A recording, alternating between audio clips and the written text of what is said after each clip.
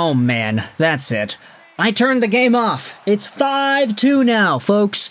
And the Vancouver Canucks are going to lose to the St. Louis Blues in a game that I'm going to say really doesn't spell any optimism whatsoever for the way this team has adjusted to this new season. Kiefer Sherwood, I'm sorry, buddy.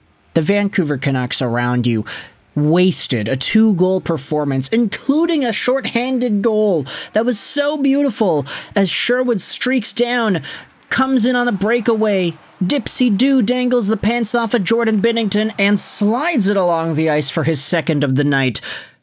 Could have been a hat trick if things just gone a little bit better, but Kiefer Sherwood, sorry to you, because the Canucks wasted a totally stellar performance out of him. I'm going to say sorry to the fans watching this video, and the ones that were watching that game in Rogers Arena, expecting to see things get turned around, and expecting the Vancouver Canucks to bounce back after a terrible night in Edmonton. But guess what? We were greeted with arguably an even more frustrating night. Between the referees not calling anything for the Vancouver Canucks, to St. Louis netting up 5 goals and just totally overwhelming Vancouver throughout most of this game, I can't go out there and, in good faith, say that this Canucks team is inspiring any hope for the way that they're going to continue down the stretch. It's 3 games, Lego. Why are you freaking out? Because this team doesn't get a sample to go out there and breathe.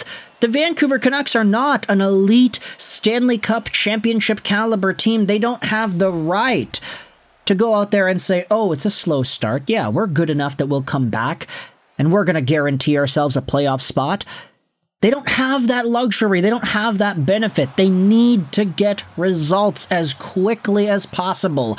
And it's not even just that they only have 1 win in 3 games. It's the fact that in the games that they lost, they're not looking like a team that deserves a chance. They're not looking like a team that deserves that benefit of the doubt. They got totally outclassed today.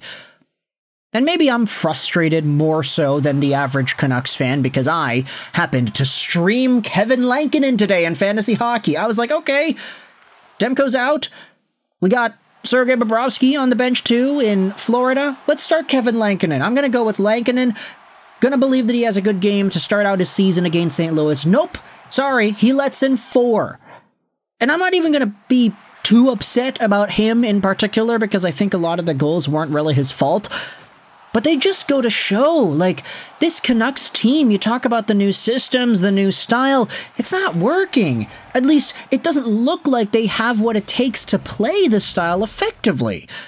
Quinn Hughes continuously pinching up in the play, leaving up open defense spots, and the guys up front are not coming back and covering, leading to odd man rushes and goals. Turnovers in the offensive zone, bad angle shots that deflect out into the neutral zone, off the boards, and lead to St. Louis offense. I'm even more pissed off because I have Dylan Holloway in both of my fantasy leagues. Guess what? That guy's got nothing done. He was supposed to be a top scorer. Why, at least if the Vancouver Canucks are going to lose so badly, can he not get any points? Ay, ay, ay. Dylan Holloway, you're killing me, man. I'm having a really bad start to my week in fantasy, so I think that's kind of affecting the way that I'm reacting to this hockey game, but nevertheless, I think a lot of these concerns are valid. Vancouver loses 5-2 to St. Louis. Kiefer Sherwood gets the 2 goals. And, you know, I don't even think I need to talk about, like, oh, St. Louis scored this goal and this guy got on the board. Like, that was just a total stinker. Total stinker, you know? It's 3 games in. Vancouver is one of the most passionate fan bases around. And they end up getting a performance like that. In a situation where everybody's worried about Quinn Hughes leaving, everybody's worried about Elias Pettersson not showing up. And he didn't show up today. He didn't. He had an opportunity to shoot the puck into an open, empty net in the first period after stealing a Jordan Binnington pass, and he ended up not making the shot, which I thought was bad at first. Like, Pettersson tried to pass it to Besser in front instead of just shooting it at the open net, but I will take back a little bit of criticism there because the secondary camera angle revealed that Elias Pettersson didn't really have an open net to shoot at. There was a St. Louis Blue guy right in front of him.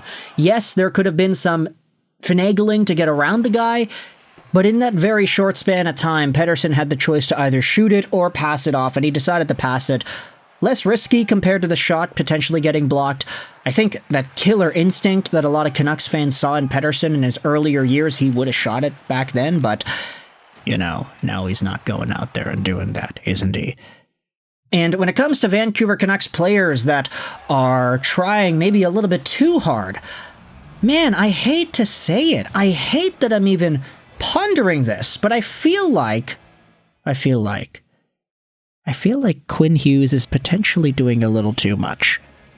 Like, it's blasphemy to even think about that. But when the Canucks had the empty net, I get it, it's a 2-goal game, they need to get a goal quickly, but Quinn, instead of taking his time and assessing the situation, instead of passing it off to the guy on the side who has open space or whatever, Quinn decides to wind up for a big slap shot that gets blocked by a guy that's right in front of him, and it leads to an empty net goal. I feel like throughout the course of this game, we started to see Quinn Hughes trying to be the hero a lot, and I respect that. I appreciate that. He's talented enough to do that, but I think at some point, St. Louis might have realized that, yeah, all we gotta do is just lock up on this guy, and we're good.